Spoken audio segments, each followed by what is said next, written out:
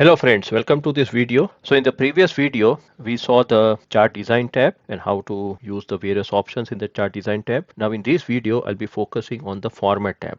So let us see practically how we can use the format tab for making the chart a little bit beautiful. This was the chart that we created in the last video.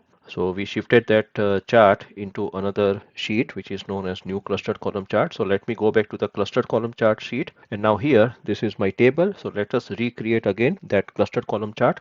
So I've selected this whole table. I go to the insert tab. In the insert tab I click this drop down here, and in the drop down I select here again this clustered column chart. So this is my clustered column chart where it is showing me the different revenues. If you select this chart, then as we have seen earlier that we are having these two new tabs, that is chart design tab and format tab. Chart design tab we already saw in the previous video. Now let us see this format tab. So in the format tab, first of all here I'm having the format selection here. I can click on the format selection and then I can do all these various options. I can add the color here, I can create the border, etc. So this is that format selection.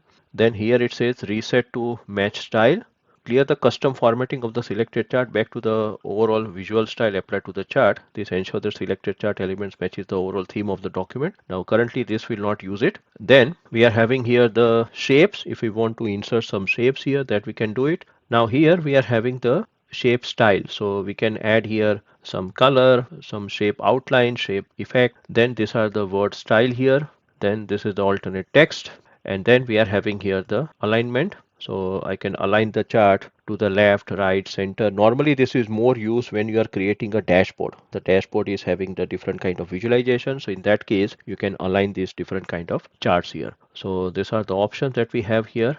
As we have seen in the previous video, if I want to add the chart elements, I can click this button, or I can also click this button for the chart styles. And in the chart styles, I can see these different kind of chart styles. I can also apply the different color palette. So please work with all these various options that we have in this format tab over here.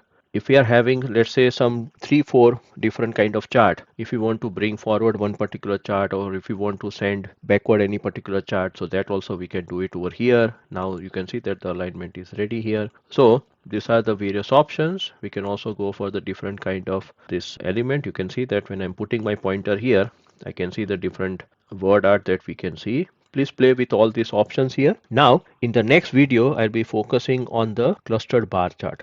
So how we can create the clustered bar chart, what are its advantages, disadvantages, that we'll see in the next video. Till then, thank you very much.